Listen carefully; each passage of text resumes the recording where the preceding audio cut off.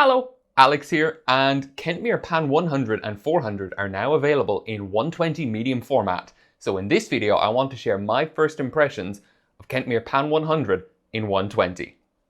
Let's get into it.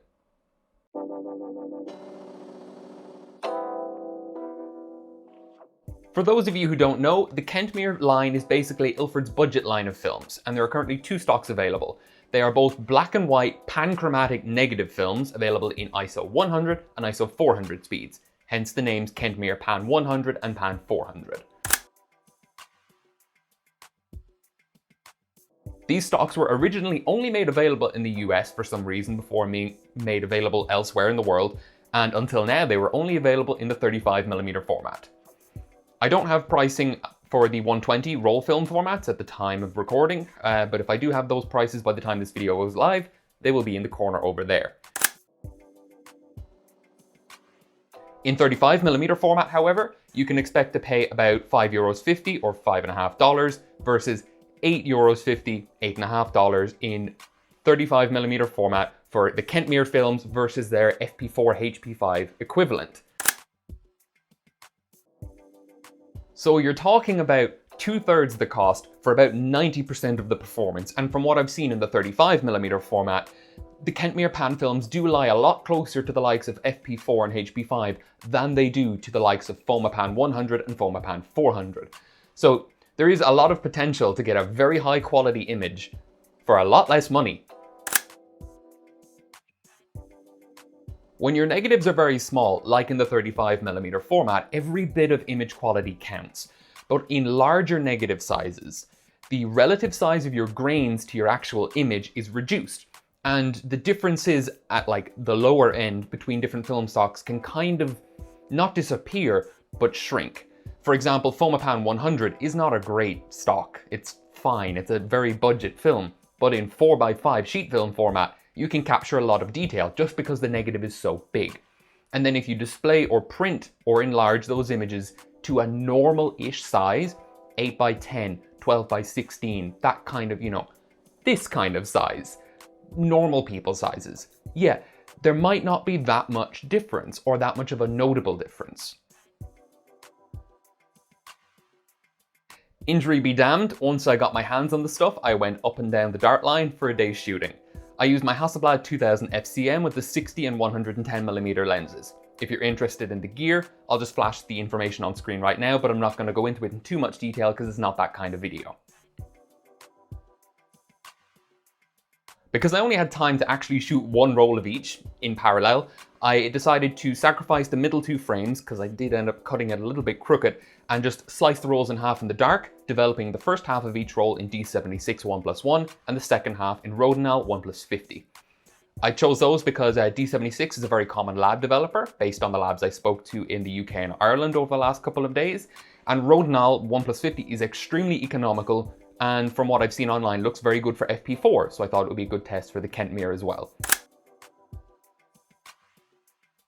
I'm again not going to go into too much detail. If you want to see the full development conditions, I'm going to flash them on screen for a couple of seconds now.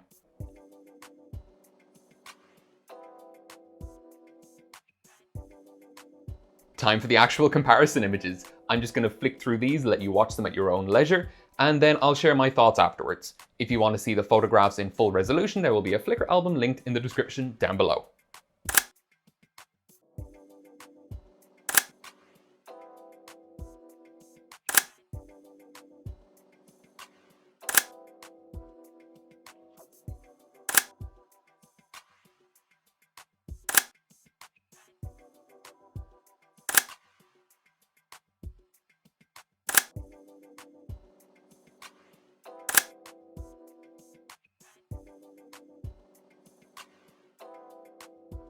To say that I'm impressed would be a tremendous understatement. I honestly thought there would be a much larger difference between these stocks than there is. I thought, Kentmere would sit somewhere between like 2/3 of the way, 70% of the way up between FP4 and FP4. Nope, it's like 95% as good. In terms of general comments, I would say FP4 is a little bit punchier and the tiniest bit sharper when shooting at optimum apertures with extremely finely detailed subjects like these rocks.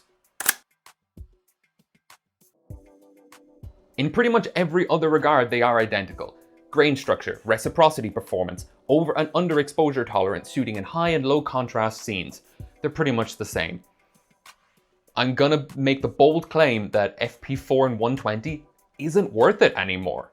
With how much cheaper the Kentmere Pan 100 is, and how well it performs relative to FP4, just buy the Kentmere. If you want top tier image quality, you're probably shooting Delta and developing it in Pyro or Xtol already. But as far as cubic grain film goes, Kentmere is effectively just as good for the normal average person who isn't making enlargements the size of the wall behind me. Ilford have really knocked this one out of the park, at least in 100 speed. My most heartfelt and steadfast recommendation to date on the channel, yes, buy it and try it. It's going to be my new go-to black and white film for medium format going forwards. No questions asked. It's just that good. I will be interested to try Kentmere Pan 400 and compare it to HP5, particularly with regards to stand development and pushing, because that's what HP5 is really legendary for, and I feel like there might be a bigger difference between those two than there is between Pan 100 and FP4.